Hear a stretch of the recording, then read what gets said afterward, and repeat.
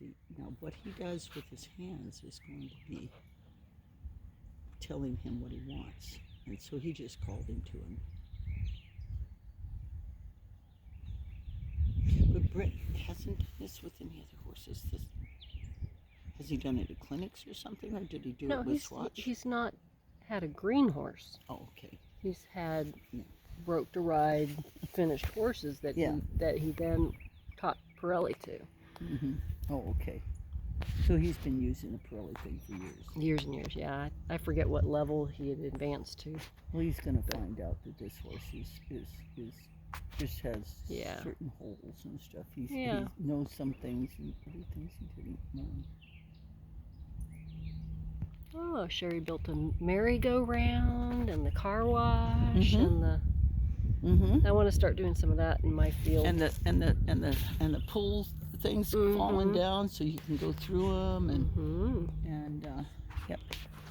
There's a little bridge over there, over a little gully, and yep. Nothing is elaborate as Nancy Adams, though.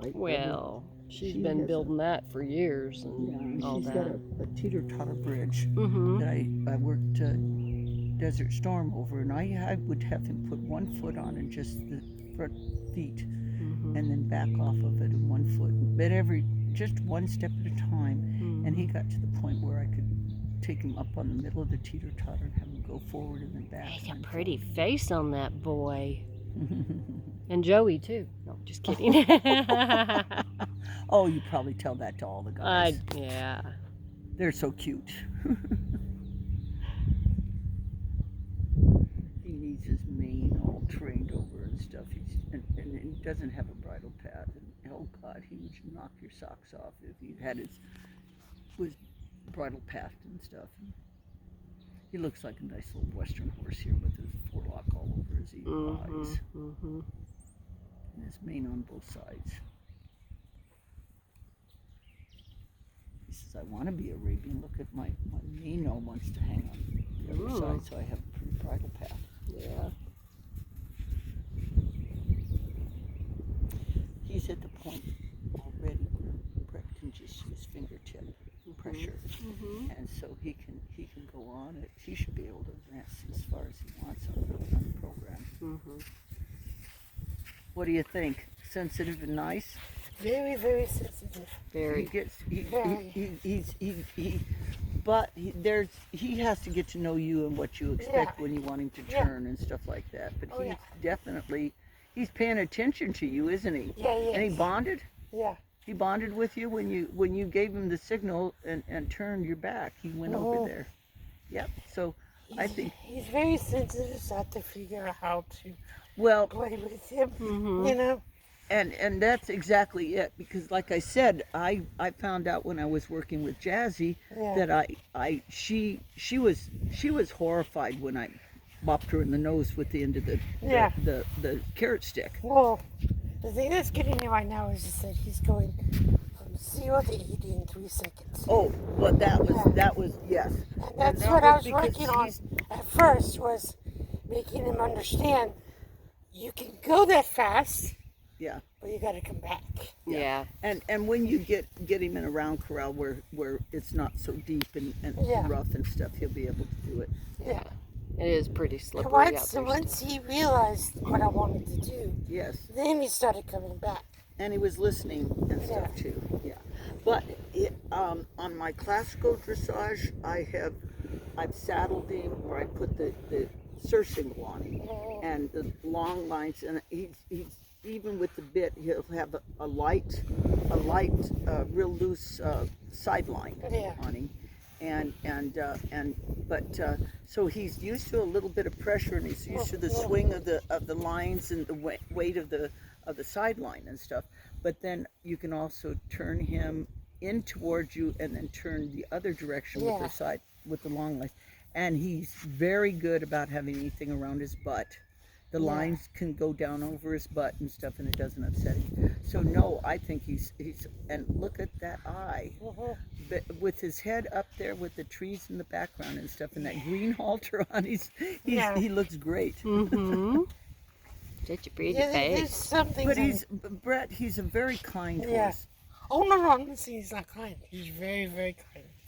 But he's very, very honest in his face. Yeah. He lets you know. But he's also when I first started working with him, that's where we got into trouble when we first got on him. It scared him and it put him off on a wrong foot. But since then he's been desensitized and stuff, and he's really not. I mean, I could put a tarp down here right now and he'd walk over it. Because if you asked him to walk over it, he'd walk over it. Oh, he's been showing that side of me. Like, I'm okay, I'm fine, Now, have you seen him lick and chew at all since He he's just been did. out I there? He just did a little. He just let down. That's because you're a stranger, and he really isn't totally comfortable with you yet. But he will lick and chew because when we were working with him and riding him and long lining him and stuff like that. Well, what I was doing a couple seconds ago was I was doing another type of friendly game where instead of normal people, what they do is they walk into the horse. They don't ask the horse's permission. Oh yeah. So what I was doing was a couple seconds ago was I was asking his permission, which I have now, but I was asking his permission to walk into him. So holding out your hand like this, people think, oh, that's ridiculous. Give them a couple of seconds to sniff you, get to know you. You retreat the hand. Then they touch you. That's okay. See, he's fine with me now. And you're not, and he doesn't consider you a predator or aggressive with him. No. But what I was impressed with is sometimes you were able to just stand there and just bring him into you with just a very light touch, and some people try to pull them into them, and they get the resistance and stuff. So no, I think he's been worked enough, but I think he's also got to get to know you. And he's got to understand that you're not going to get too rough with him or anything, or scary.